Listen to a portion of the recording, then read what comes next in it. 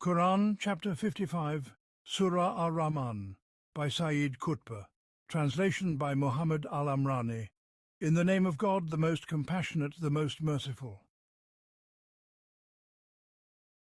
The most compassionate, he taught the Qur'an, created man, and taught him speech. The sun and the moon, each moving in measured balance, the stars and the trees, bowing in humble prostration. He raised the heavens high, and set forth the scale, that you may not transgress in the scale, and establish weight in justice, and do not make deficient the scale. And the earth, he laid it out for all living beings, with fruits and date palms with sheathed clusters, and grain with husks and sweet-smelling herbs. So which of your sustainers' favours will you both deny? He created man from clay, like pottery, and he created the jinn from a smokeless flame of fire. So which of your sustainers' favours will you both deny? Sustainer of the two easts and sustainer of the two wests, so which of your sustainers' favours will you both deny?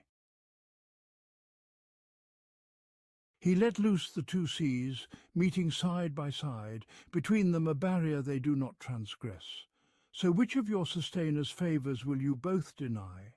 From them emerge pearls and coral, so which of your sustainers' favours will you both deny?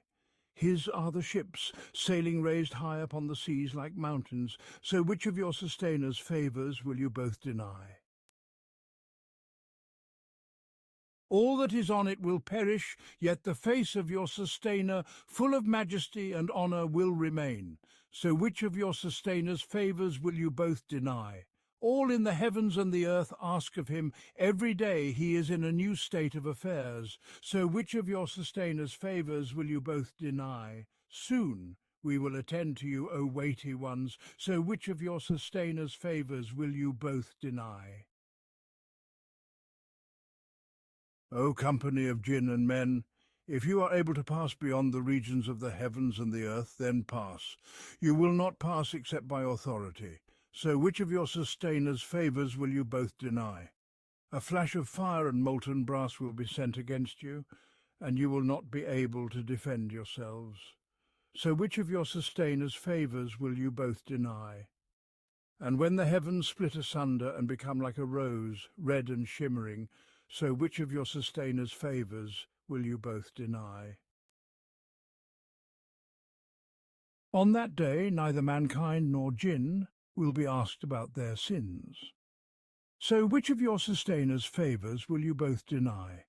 The sinners will be known by their marks, seized by the forelocks and the feet. So which of your sustainers' favours will you both deny? This is hell, which the sinners denied. They will go around between it and scalding water, heated to the utmost degree. So which of your sustainers' favours will you both deny? But for those who feared the standing before their sustainer, there will be two gardens. So which of your sustainers' favours will you both deny? With spreading branches, so which of your sustainers' favours will you both deny? In them two flowing springs, so which of your sustainers' favours will you both deny? In them of every fruit, two kinds, so which of your sustainers' favours will you both deny? Reclining on couches lined with brocade, the fruits of both gardens near at hand. So which of your sustainers' favours will you both deny? In them are maidens restraining their glances, untouched before by man or jinn.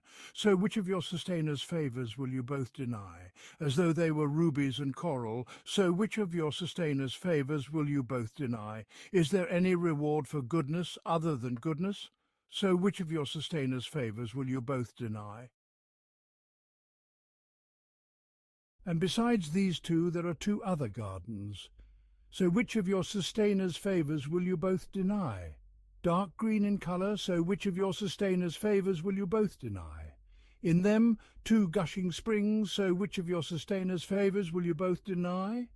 In them are fruits, date palms and pomegranates, So which of your sustainers' favours will you both deny? In them are fair good maidens, so which of your sustainers' favours will you both deny? Chaste, sheltered in tents, so which of your sustainers' favours will you both deny?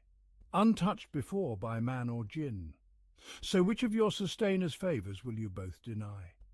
Reclining on green cushions and beautiful carpets, so which of your sustainers' favours will you both deny? Blessed be the name of your sustainer, full of majesty and honour. This Meccan surah possesses a distinct and remarkable rhythm. It is a proclamation that resonates through the vast expanse of existence, a declaration of the wondrous and manifest signs of God, evident in the beauty of his creation, the marvel of his handiwork, the abundance of his bounties, and his governance over all that exists. It is a summons to all beings, humans and jinn alike, who are addressed as witnesses in this vast arena of existence, challenged time and again with each of God's blessings as they are detailed and enumerated, and with the cosmos itself set as their display and the hereafter as its stage.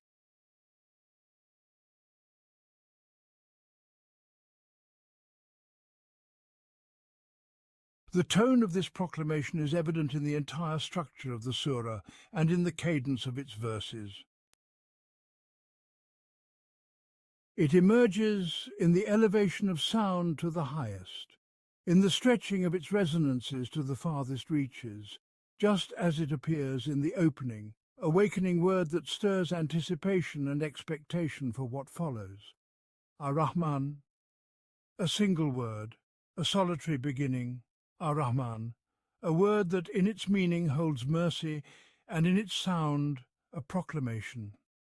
A surah that thereafter unfolds with the signs of mercy and a display of the blessings of the Most Merciful. The exposition of these blessings begins with the teaching of the Qur'an, presented as the greatest gift bestowed upon humankind. This is mentioned before the very creation of man and his being taught the art of expression. Then comes the mention of man's creation and his endowment with his greatest human quality, the gift of speech. And from there, the surah opens the pages of existence, pages that speak eloquently of God's blessings. The sun and the moon, the stars and the trees, the heavens raised high, the balance set, the earth and all that grows upon it, fruits and date palms with sheathed clusters, and grain with husks and sweet-scented herbs. The jinn and mankind, the two easts and the two wests, the seas that meet, but do not transgress the barrier between them, and all that emerges from them and flows within them. And when these grand signs are fully displayed, a scene of their ultimate demise is portrayed, a scene of the absolute annihilation of all creatures, under the shadow of the eternal presence of the face of the Almighty, the everlasting, to whom all beings turn, to be governed by his will. In this setting of absolute destruction and absolute existence comes the fearsome warning and the cosmic challenge to both jinn and mankind. We shall soon attend to you, O you heavy ones. So which of your sustainers' favours will you both deny? O assembly of jinn and men, if you can pass beyond the regions of the heavens and the earth, then pass. You will not pass except by a command. So which of your sustainers' favours will you both deny? A flash of fire and molten brass will be sent against you, and you will not be able to defend yourselves. So which of your sustainers' favours will you both deny? Then follows the depiction of the end, the scene of the resurrection, in a cosmic portrayal. The sky turned red, molten like oil, the torment of the sinners and the reward of the righteous, drawn out in vivid detail.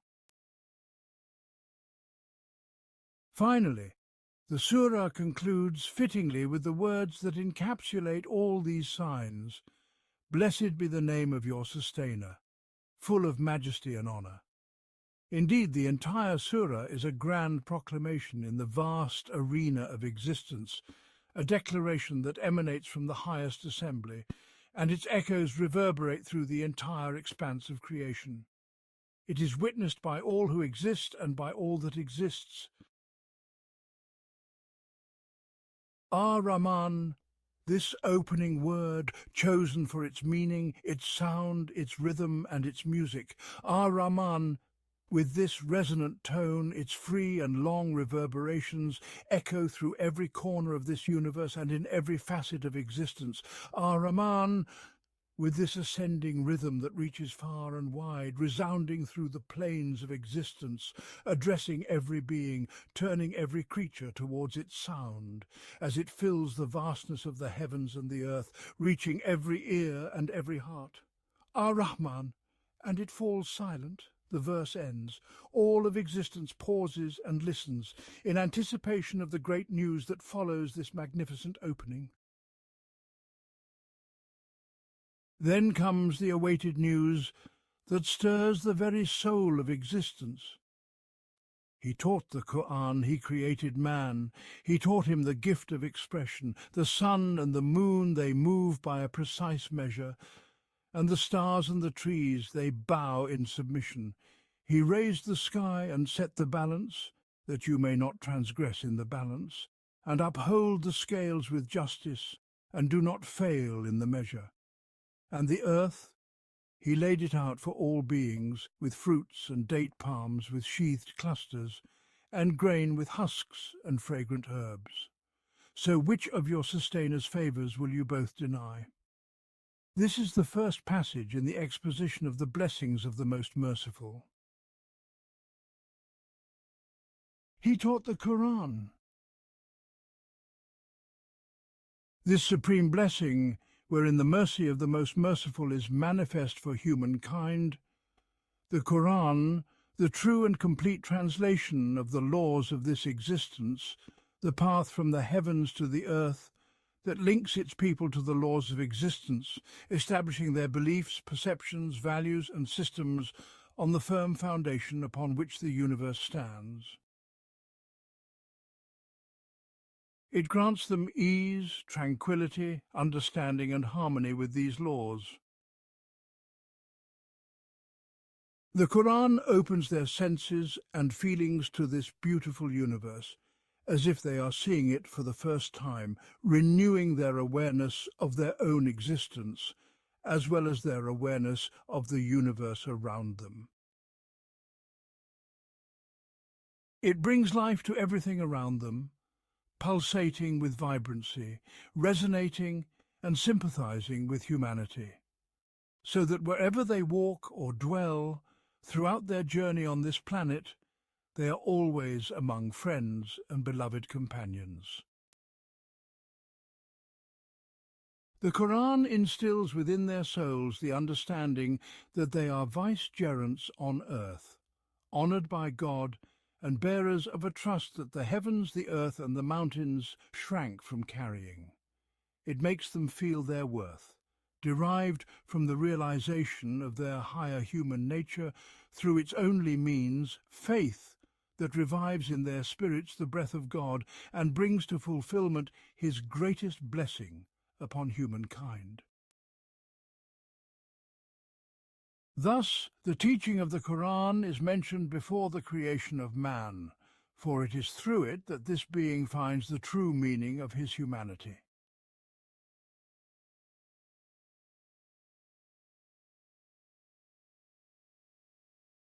He created man and taught him speech. And here we momentarily set aside the subject of man's creation from the very beginning, for it will be mentioned in its proper place a little later in the Surah. What is intended here is to draw attention to what immediately follows, the teaching of speech. We witness man speaking, expressing, explaining, understanding, and communicating with others. We have grown so accustomed to this extraordinary gift that we forget its magnitude and marvel. The Qur'an brings us back to it, awakening us to reflect on it in many places. What is man? What is his origin? How does he begin, and how is he taught speech? He is but a single, simple cell that begins its journey in the womb. A tiny, insignificant, humble cell, barely visible under a microscope, with no discernible features of its own. And it has no distinguishing features. Yet this cell soon develops into an embryo, composed of millions of diverse cells: bone cells, cartilage cells, muscle cells, nerve cells, skin cells. From these cells, the various organs and their astonishing functions come into being: hearing, sight, taste, smell, touch. Then, the greatest miracle, the profoundest mystery: consciousness and expression, perception and inspiration, all from that single, simple, tiny, insignificant cell which has no distinguishing features. How is this so? And from where? From the Most Merciful, by the craft of the Most Merciful. Let us see how speech is formed. God brought you forth from the wombs of your mothers while you knew nothing, and he gave you hearing and sight and hearts. The formation of the speech apparatus alone is a marvel beyond comprehension. The tongue, the lips, the jaws, the teeth, the larynx, the windpipe, the bronchi, and the lungs all participate in the mechanical process of producing sound. Yet they are merely the physical components of this complex process, which also involves hearing, the brain, and the nerves. And then the intellect, about which we know only its name and nothing of its essence or reality. We barely know anything about how it functions. How does the speaker utter a single word? It is a complex process with many stages, steps, and devices, some of which remain unknown and hidden from us even now. It begins with a feeling, a need to articulate a particular word for a specific purpose. This feeling is transmitted, how we do not know, from the intellect or consciousness or spirit to the physical organ of action, the brain. It is said that the brain sends its command through the nerves to produce the desired word. The word itself is among the things God has taught humanity and imparted its meaning. At this point, the lungs expel a measure of stored air, which passes from the bronchi to the windpipe and the larynx, with its wondrous vocal cords that surpass all strings of any instrument made by man, and all the varied tones of different sound-producing devices. The air produces a sound in the larynx, shaped according to the mind's intent, loud or soft, fast or slow, rough or smooth, thick or thin, and so on, in the forms and qualities of sound. Along with the larynx, the tongue, lips, jaws, and teeth shape this sound with specific pressures in the different outlets of letters. On the tongue in particular, each letter passes through a region with a specific rhythm, where it receives the particular pressure that gives the letter its distinctive tone. And this is all for just a single word. Behind it lies the sentence, the subject, the thought, and the feelings before and after. Each of these is a strange, wondrous world, originating within this strange, wondrous human entity, crafted by the Most Merciful, graced by the Most Merciful. And then the discourse continues in its exposition of the blessings of the Most Merciful in the grand cosmic panorama. The sun and the moon move according to a calculated measure. Here we see the precision of design, the coordination of creation and motion, which fills the heart with awe and wonder, and a profound sense of the magnitude of this statement, and the far-reaching truths it holds within its depths. The sun is not the largest of the celestial bodies. In this vast space, whose boundaries remain unknown to humanity, there are countless millions of stars, many of which are far larger, hotter, and more luminous than the sun. Sirius, for example, is 20 times heavier than the sun, and its light is 50 times brighter. Arcturus is 80 times the size of the sun, and its brightness is 8,000 times greater. Canopus is 2,500 times stronger than the sun, and so on. Yet the Sun is the most important star for us, inhabitants of this small planet Earth, upon which all its inhabitants depend for light, heat, and gravitational pull. Similarly, the Moon, a small satellite of Earth, exerts a powerful influence over its life. It is the primary factor in the movement of tides in the seas.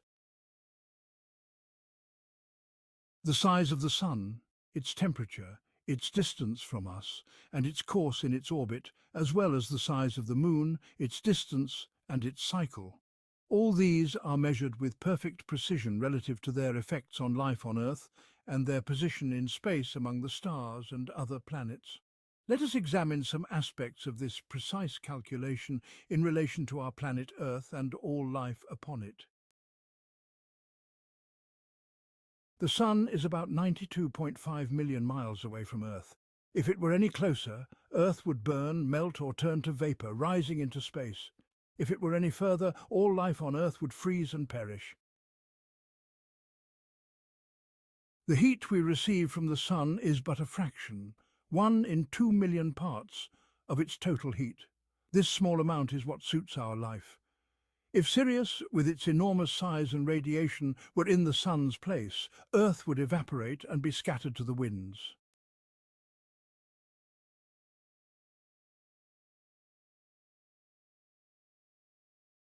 Similarly, the Moon, in its size and distance from Earth, if it were larger, the tides it causes in Earth's seas would be sufficient to flood the entire surface.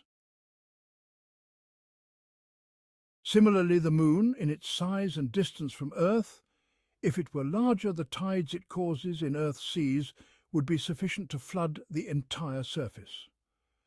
If it were closer than the precise distance God has set for it, the same outcome would ensue.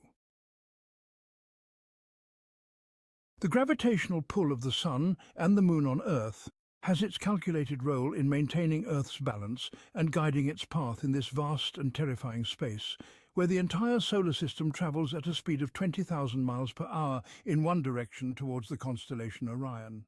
Yet it does not collide with any star on its path for millions of years. In this vast and terrifying space, not a single star's orbit deviates by so much as a hair's breadth, and the balance and harmony in size and movement are never disrupted. Truly, God Almighty has spoken the truth. The Sun and the Moon move according to a calculated measure. This existence is bound by the relationship of servitude and worship to its original source and its creative maker. The stars and the trees are but two examples, reflecting the direction of the entire cosmos.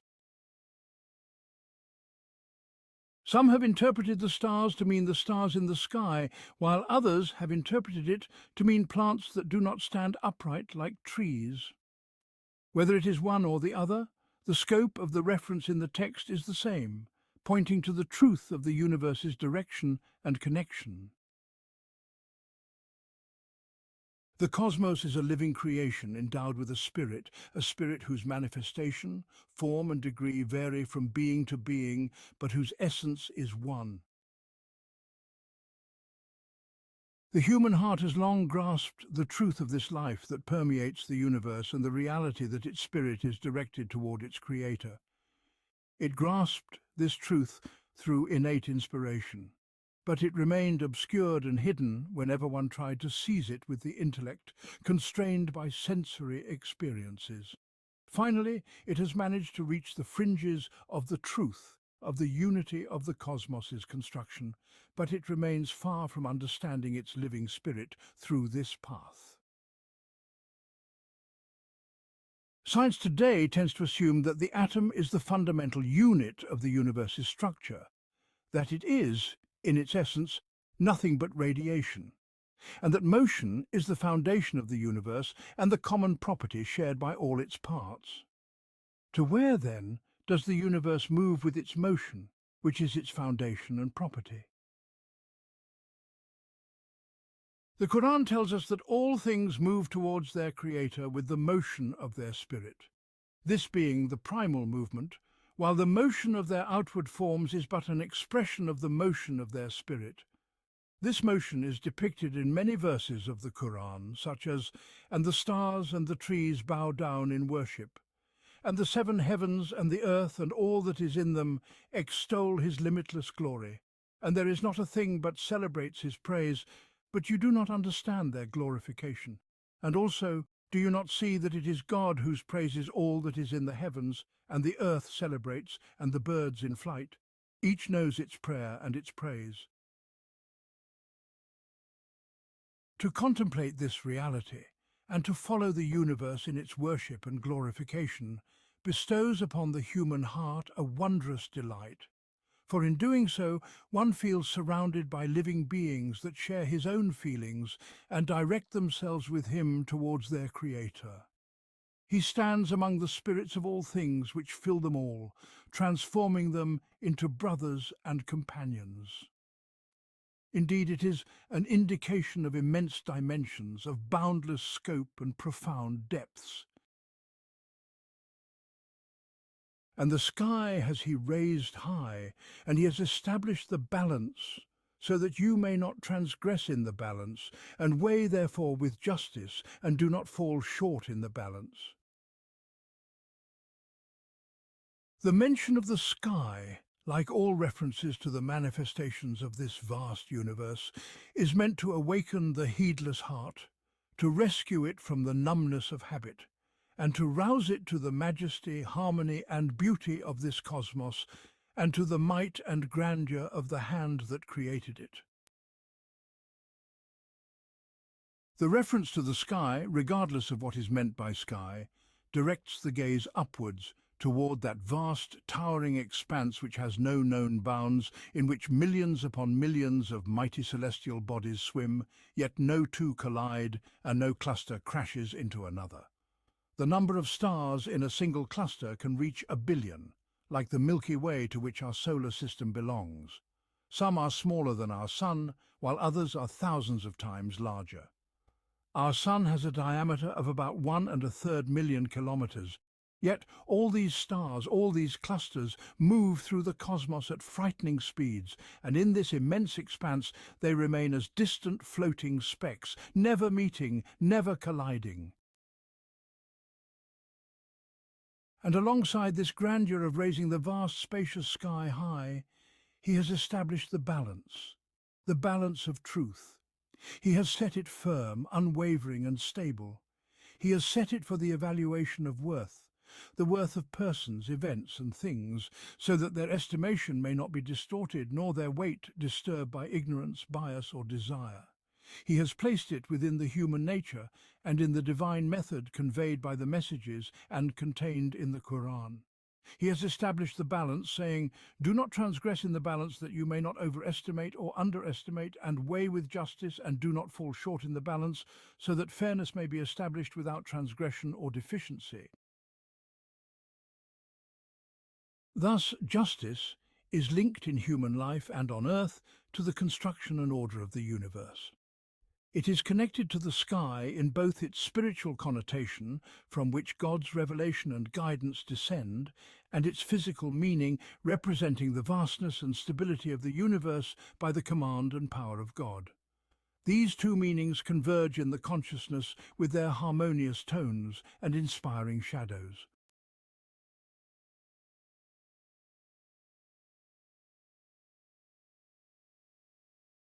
"And the earth has he spread out for all living beings. Therein is fruit, and palm trees with sheathed clusters, and grain with husks and scented herbs." We, who have lived long upon this earth, who are familiar with its structures and phenomena, who are ourselves but a part of its make-up, we seldom feel the hand of power that has spread out this earth for all living beings, making our dwelling upon it possible and easy to the extent that we hardly feel it. We scarcely recall the immense meaning of this stability or the grandeur of God's blessing in granting it, except when a volcano erupts or an earthquake roils and this earth beneath us sways and shakes. Only then do we remember the significance of the stability we enjoy upon this earth by God's grace. Indeed, humans ought to recall this truth at every moment, if only they would consider that their earth, which they depend upon, is nothing but a tiny speck drifting in God's vast space. A speck that floats in this limitless expanse, rotating around itself at about 1,000 miles per hour and revolving around the Sun at a speed of 60,000 miles per hour, while the Sun and the entire solar system, with all its satellites, speed away into the depths of this universe at 20,000 miles per hour, heading in a single direction toward the constellation of Orion.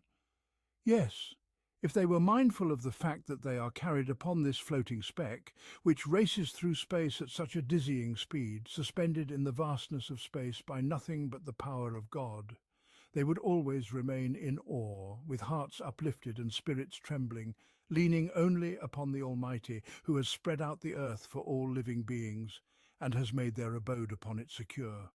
And he has made life easy for them on it, even as it revolves around itself and the Sun, racing along with the Sun and its satellites at that amazing speed.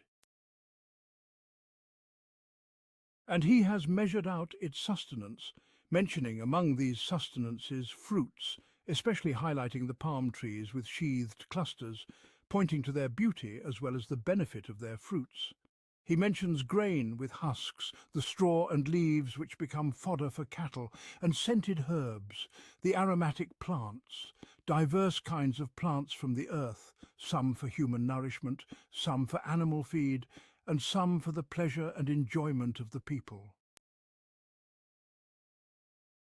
At this juncture of enumerating God's blessings and bounties, teaching the Qur'an, creating man, imparting to him the gift of speech, harmonizing the sun and moon according to a precise measure, raising the sky high and establishing the balance, spreading out the earth for all living beings, and providing it with fruits, palms, grains, and herbs.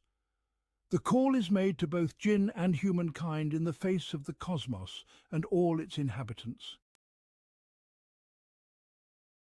Which then of your sustainers' blessings do you both deny? This is a question for recording and bearing witness, for neither humans nor jinn can deny the blessings of the Most Merciful in such a context. From here the text moves from God's bounties in the universe to his favours upon them within themselves and in the very nature of their creation. He created man from sounding clay like pottery, and he created the jinn from a smokeless flame of fire. Which then of your sustainers' blessings do you both deny? The gift of existence and creation is the root of all gifts, and the distance between existence and non-existence is beyond measurement by any scale known to humankind. All measures in human comprehension are for the difference between one existence and another, but the distance between existence and non-existence is incomprehensible to the human mind in any way.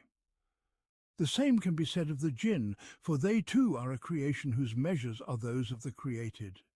Thus, when God reminds the jinn and humankind of the blessing of existence and creation, he is reminding them of a blessing beyond the grasp of comprehension. God then declares the materials from which he created both humans and jinn, materials that are themselves of his creation. Clay refers to mud that, when dried, emits a sound when struck. This might represent a stage in the process of man's creation from dust or clay. It could also reflect the essential unity between the substance of man and the substance of the earth in their elements of composition. Modern science has confirmed that the human body contains the very elements found in the earth: carbon, oxygen, hydrogen, phosphorus, sulfur, nitrogen, calcium, potassium, sodium, chlorine, magnesium, iron, manganese, copper, iodine, fluorine, cobalt, zinc, silicon, and aluminum. These are the same elements that compose the soil, though their proportions vary between one human and another, and between humans and the soil. Yet the types of elements are the same. However, what modern science has confirmed should not necessarily be taken as the definitive interpretation of the Quranic text. The Quranic truth may mean what science has discovered, or it may signify something entirely different. It could point to another of the many facets by which the meaning of created man from dust or clay or sounding clay can be realized. What we must emphasize with great urgency is the importance of not confining the Quranic text to any human scientific discovery, which is itself subject to error and accuracy, to alteration and replacement as human knowledge broadens, and as the tools for acquiring knowledge become more advanced. Some sincere researchers hasten to equate the meanings of Quranic verses with scientific findings, whether empirical or hypothetical, in an effort to demonstrate the miraculous nature of the Qur'an. Yet, the Qur'an is miraculous, whether these fluctuating scientific discoveries conform to its immutable texts or not. Its verses carry meanings far broader than to be limited by these findings, which are always open to revision and correction, and may even be fundamentally flawed. The most that can be gleaned from scientific discoveries in interpreting the Qur'an is an expanded understanding of its meanings in our conception, as science reveals to us glimpses of what is hinted at in the signs of God within ourselves and in the horizons. But this should not lead us to constrict the Quranic text, to imply that its meaning is precisely what science has uncovered. Rather, it is permissible to consider that this may be part of what is indicated.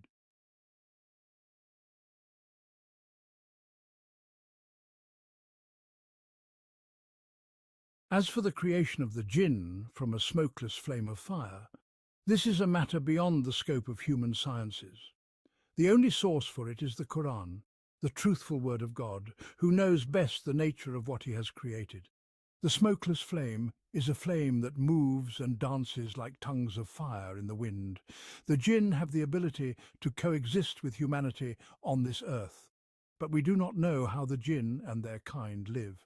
What is certain, however, is that they are addressed by the Qur'an, as was previously explained in the interpretation of the verse. And when we turned a company of jinn towards you, listening to the Qur'an, Qur'an 46:29, and as is the case here in Surah Ar-Rahman. The discourse here is addressed to both jinn and humankind, reminding them of the blessing of existence itself, each being created from the substance God fashioned for it. This is the foundational blessing upon which all other blessings are built. Therefore the verse follows with a solemn universal question: then which of the favours of your sustainer will you both deny?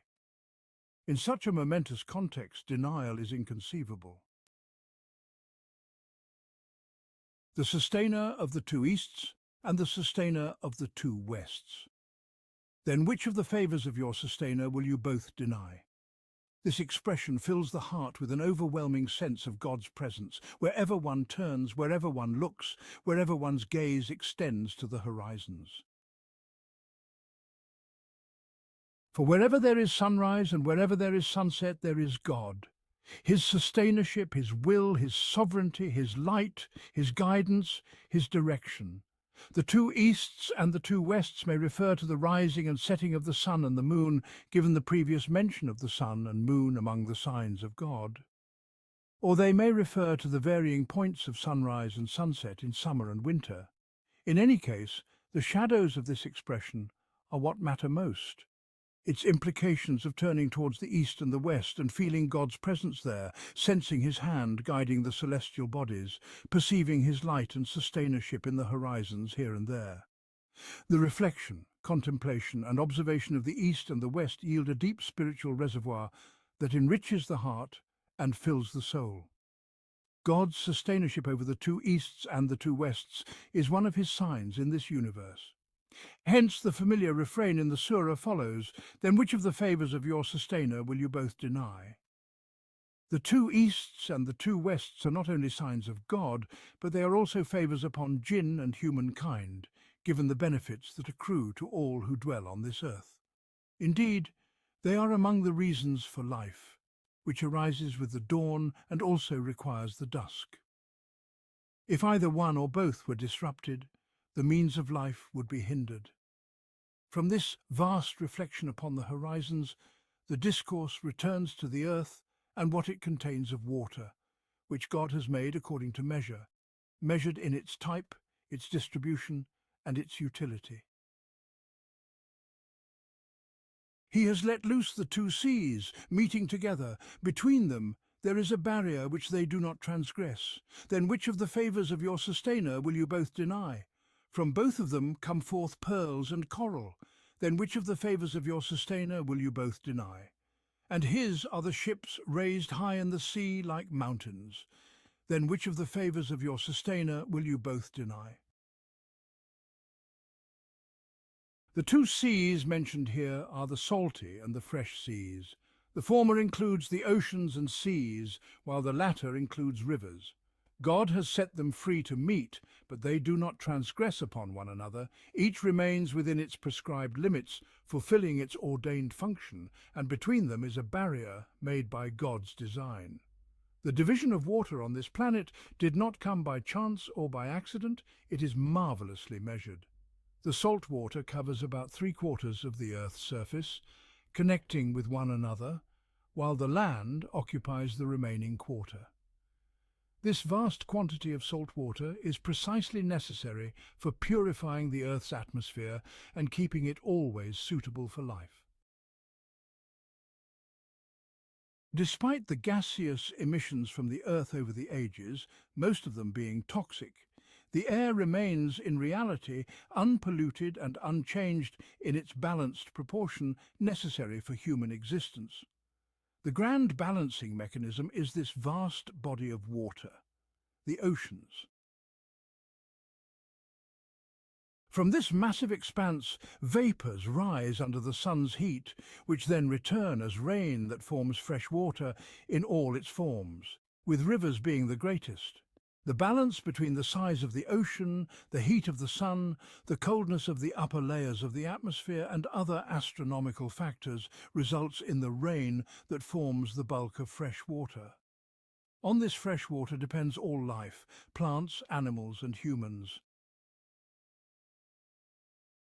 Almost all rivers flow into the seas. They carry the salts of the earth to the seas without changing the nature of the seas or transgressing upon them.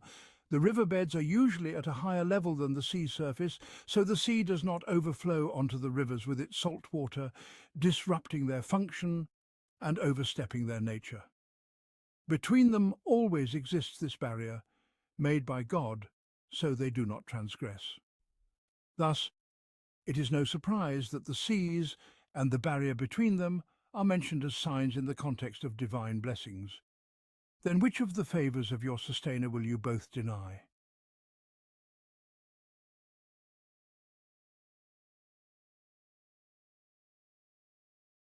The Surah then mentions some of the blessings found in these seas which are closely related to human life. He brings forth from them pearls and coral. Pearls, in their essence, are living creatures. Perhaps pearls are the most wondrous things in the seas. They sink to great depths, encased in a shell of calcareous materials to protect them from dangers. This creature differs from other living beings in its structure and way of life. It has a delicate net like a fisherman's net, wonderfully woven, serving as a sieve that allows water, air and food to enter its body while blocking sand and gravel. Beneath the net are the creature's mouths, each with 4 lips. If a grain of sand, a piece of gravel, or a harmful creature enters the shell, the creature quickly secretes a sticky substance to cover it, which then hardens to form a pearl. The size of the pearl varies according to the size of the particle that entered. Coral, too, is among the marvels of God's creations. It lives in the seas at depths ranging from 5 to 300 meters, anchoring itself by its lower end to rock or seaweed. The opening of its mouth at the top of its body is surrounded by a number of tentacles that it uses for feeding. If a prey touches these tentacles, often tiny organisms such as plankton, it is immediately paralyzed, adheres to the tentacles which then contract and bend toward the mouth, where the prey is drawn into a narrow channel resembling the human esophagus. And what we must emphasize strongly is the necessity of not restricting the Quranic text to a mere human scientific discovery, which is susceptible to error and correctness and liable to change and modification, as human knowledge expands and as his means of understanding improve. For some sincere researchers hasten to align the meanings of the Quranic verses with scientific discoveries, whether empirical or hypothetical, with the intention of demonstrating the miraculous nature of the Qur'an. Yet the Qur'an remains miraculous, whether these fluctuating scientific discoveries conform to its immutable verses or not.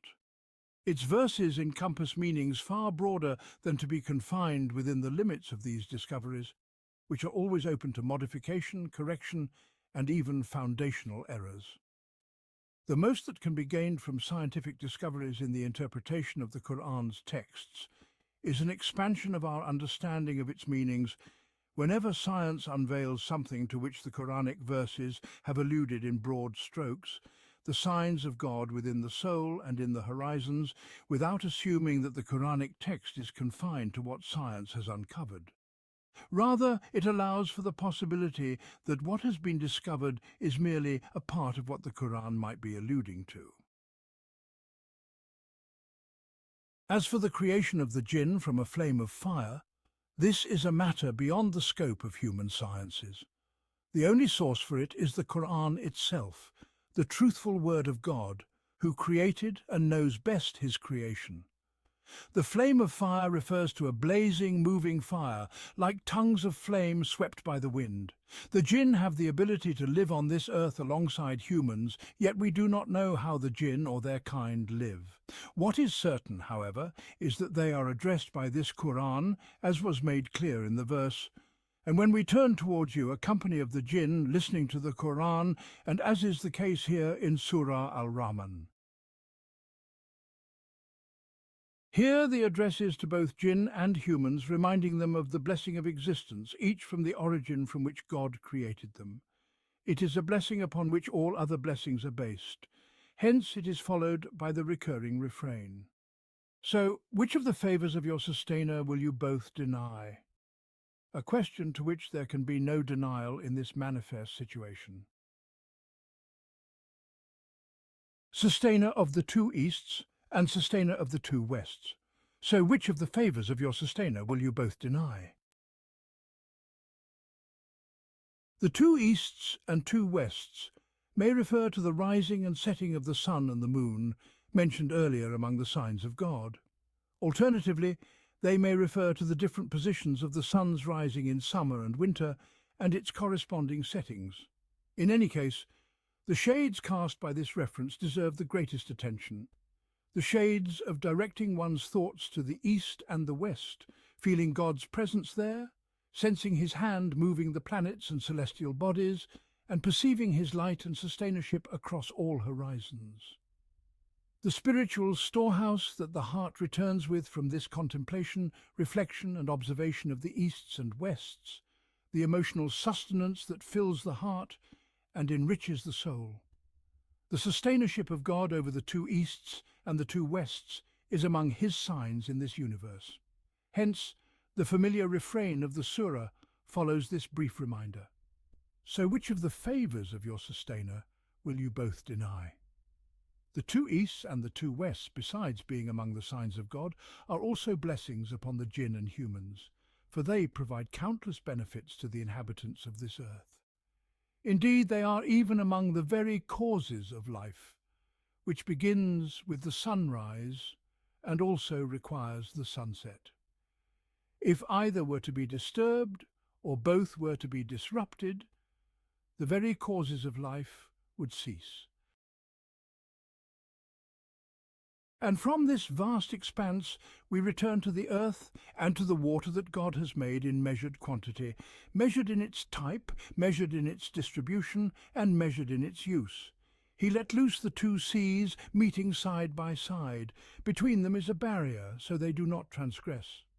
So which of the favours of your sustainer will you both deny? From both of them emerge pearls and coral, so which of the favours of your sustainer will you both deny? And his are the ships elevated in the sea like mountains. So which of the favours of your sustainer will you both deny?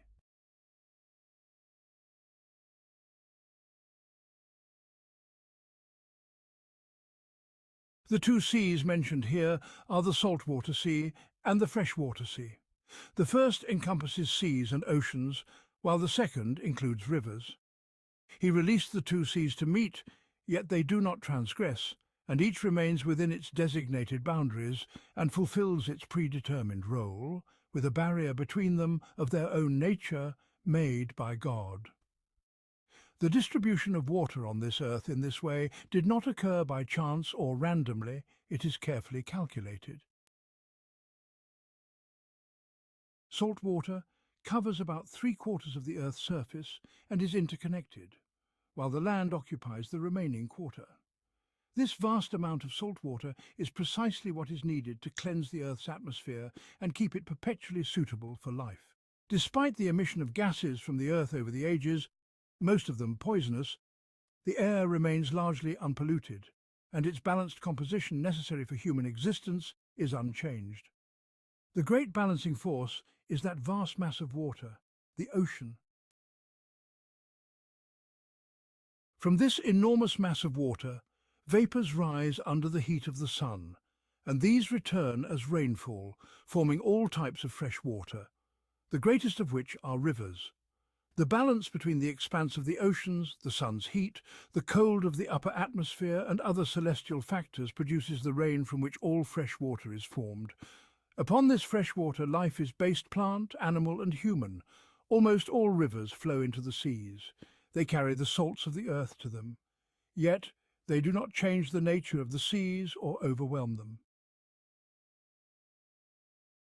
The levels of river surfaces are usually higher than the surface of the sea, so the sea does not encroach upon the rivers that discharge into it, nor does it flood their beds with its salty water, altering their purpose and nature. Between them is always this barrier made by God, so they do not transgress. It is no wonder that the two seas and the barrier between them are mentioned among the signs. So which of the favours of your sustainer will you both deny? Pearls, in their origin, are living creatures. Perhaps the pearl is the most wondrous of sea creatures, as it descends to the depths encased in a shell of calcium to protect it from dangers. This creature differs from other living beings in its structure and way of life. It possesses a fine network like that of a fisherman, intricately woven, serving as a filter that allows water, air and food to enter while blocking sand and pebbles. Beneath the network are the mouths of the creature, each with 4 lips. If a grain of sand, a pebble, or a harmful creature forces its way into the shell, the pearl quickly secretes a sticky substance that covers it, which then solidifies to form a pearl. The size of the pearl varies according to the size of the particle that entered. Coral, one of God's wondrous creations, lives in the sea at depths ranging from 5 to 300 meters. It attaches itself with its lower end to a rock or a plant. The opening of its mouth, located at the top of its body, is surrounded by appendages it uses to feed itself. If prey touches these appendages, often microscopic organisms drifting in water, it is instantly paralyzed and sticks to them. The appendages then curl toward the mouth, where the prey is drawn inside through a narrow canal resembling the human esophagus.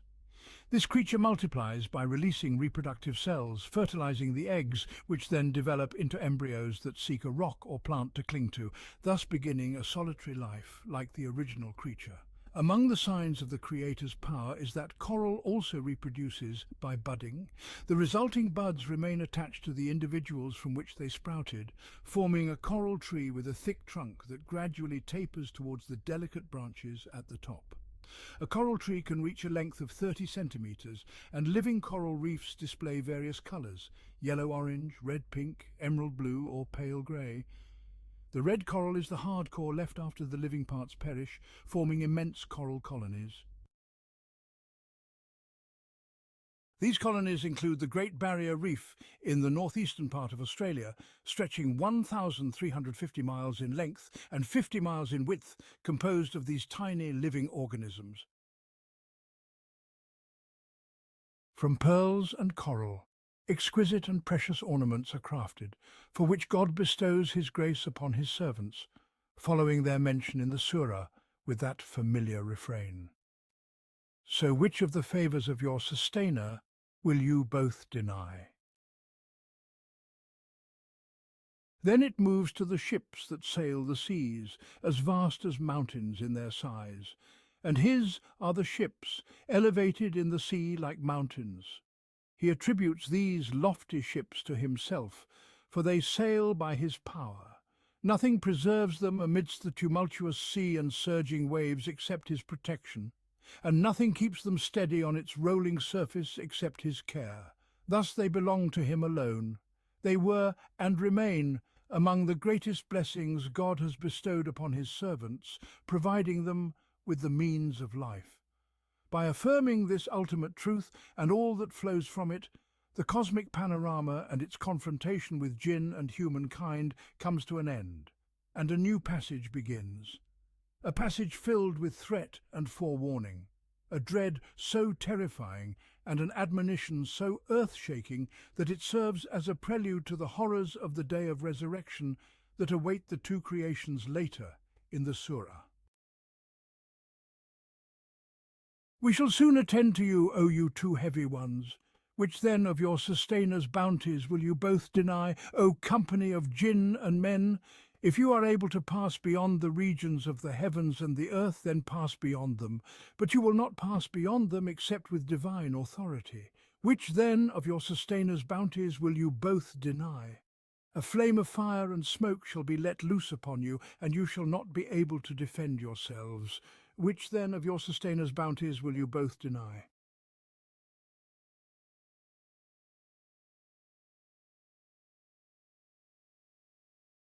We shall soon attend to you, O you two heavy ones. Oh, what a terrifying, earth-shattering declaration, one that neither jinn nor humankind can withstand, a terror that even the firm mountains, the stars, and the celestial spheres cannot endure. God, glorified be his majesty, God, the mighty, the powerful, the all-conquering, the supreme. God, the Most High, declares that he will attend to these two frail and feeble creations, jinn and humankind, in a warning full of retribution and vengeance. It is a command, it is a horror beyond any conception or endurance, yet God, exalted be he, is never occupied so as to be freed up.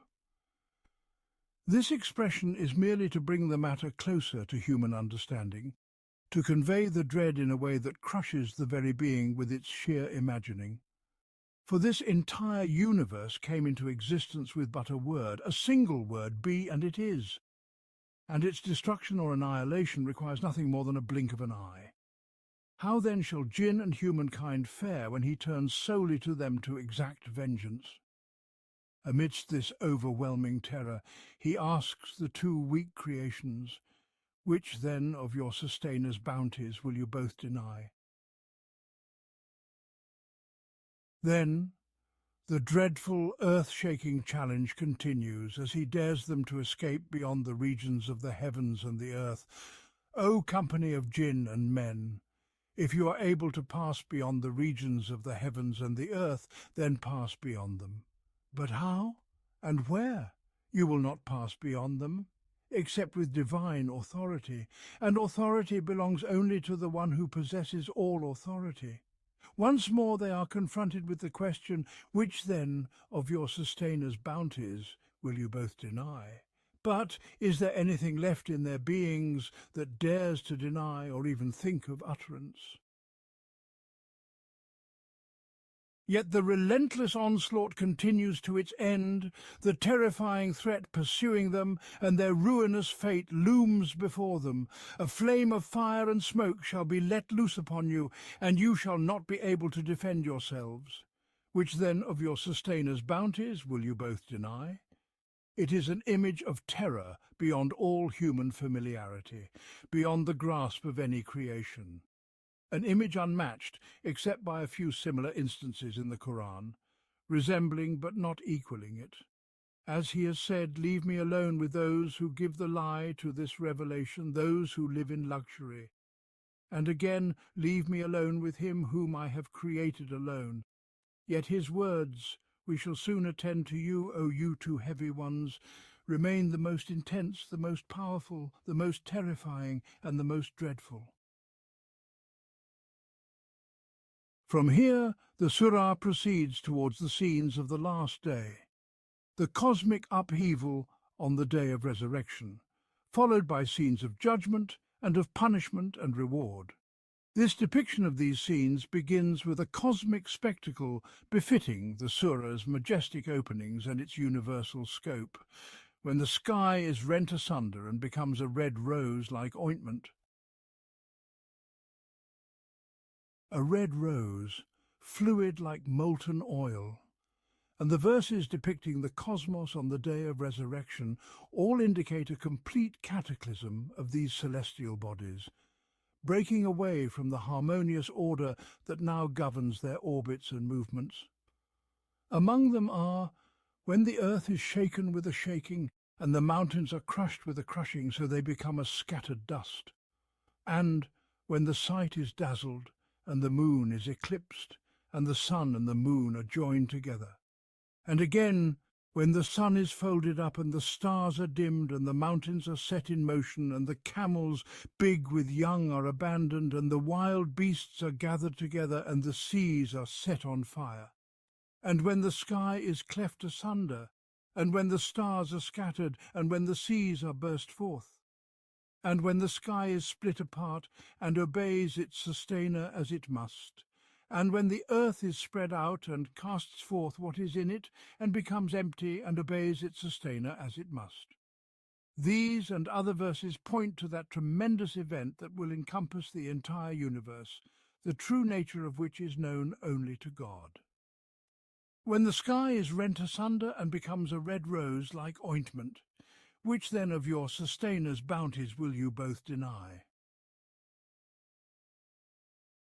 On that day, no human or jinn will be asked about their sin. This describes one of the many moments on that fateful day, a day filled with numerous diverse events. Some will involve questioning, and others where none will be asked. Some moments will see every soul contending for itself, laying the blame on its partners, while others will not permit a single word, dispute or argument. It is a long, endless day, and every moment of it is a momentous event. Here is a moment where no human or jinn will be questioned about their sins, for in that moment the nature of every person and their deeds will be evident, the signs of wretchedness will show as darkness, and the signs of salvation as light. Both will manifest clearly upon their faces. And in that moment, is there any denial or rejection possible? Which then of your sustainer's bounties will you both deny? The sinners shall be known by their marks. They shall be seized by the forelocks and the feet. It is a violent scene, and with the violence there is abasement. The feet are bound to the foreheads, and the sinners are hurled into the fire in this manner. At that moment, can there be any denial or rejection?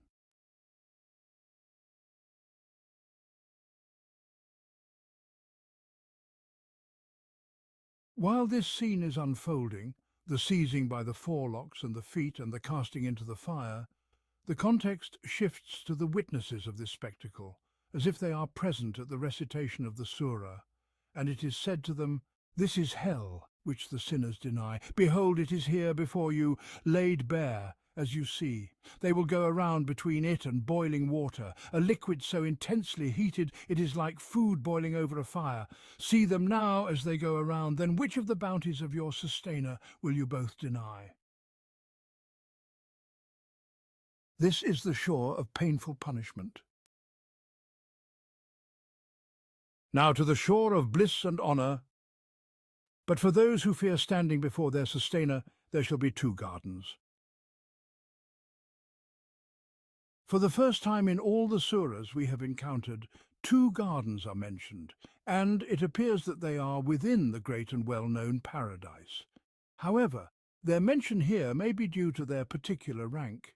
In Surah Al-Waqi'ah it is stated that the inhabitants of paradise are two great groups, the foremost, those brought near, and the companions of the right. Each has its own delights.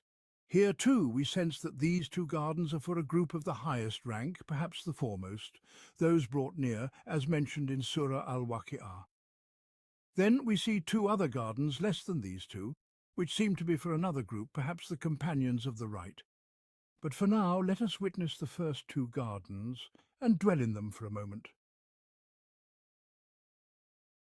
They are lush with branches full of fresh and tender shoots, verdant and thriving.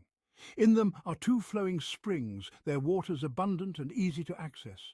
In them are fruits of every kind, two of each variety, so plentiful and diverse is their fruit. And what is the state of the dwellers of these gardens? We see them reclining on couches whose linings are of brocade. If these are the linings, then what must the outer coverings be? And the fruits of the two gardens are within easy reach, so near that they can be plucked without effort.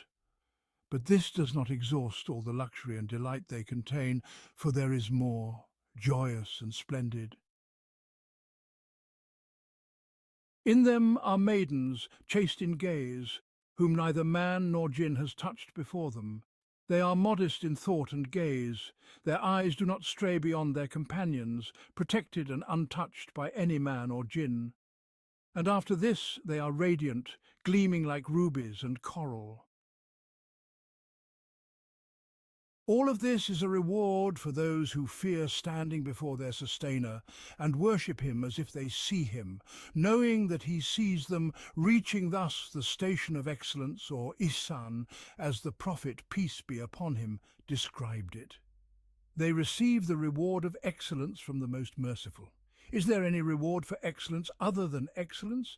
In this context of grace and kindness, the refrain comes in its rightful place after each passage.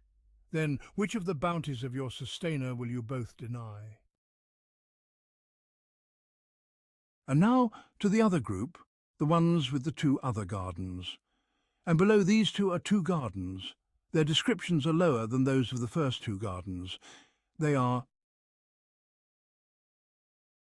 dark green in colour, their greenness so deep it tends toward black, due to their abundant vegetation. Dark green in colour, their greenness so deep it tends toward black, due to their abundant vegetation. In them are two springs, gushing forth with water, less than the flowing springs. In them are fruits, and palm trees, and pomegranates. And in the first two gardens there are fruits of every kind, in pairs. In them are good and beautiful women. Whether pronounced with a still Y or a stressed one, these are Khairat, virtuous and lovely. They are fair ones, secluded in tents, with the tents casting a nomadic shadow, symbolizing a Bedouin delight, or catering to the tastes of the Bedouins. And these fair ones are secluded while the maidens of the previous gardens lower their gaze, whom neither man nor jinn has touched before them, sharing with their companions in purity and chastity. As for the dwellers of these two gardens, we see them, reclining on green cushions and beautiful carpets. The green cushions are like rugs, seemingly made by the hands of Iblis, for the Arabs attributed everything extraordinary to the valley of the jinn Iblis, but the couches there have linings of brocade, and there too the fruits of the gardens are within easy reach, so they are two different levels. Again the refrain follows each description of the two gardens and their delights. Then which of the bounties of your sustainer will you both deny? At the conclusion of the Surah, which has reviewed God's bounties in the universe, his bounties in creation and his bounties in the hereafter, comes the final cadence, a glorification of the name of the majestic, the generous, the one who causes every living thing to perish, and whose glorious face remains. Blessed be the name of your sustainer, full of majesty and honour. The most fitting conclusion to Surah Ar-Rahman.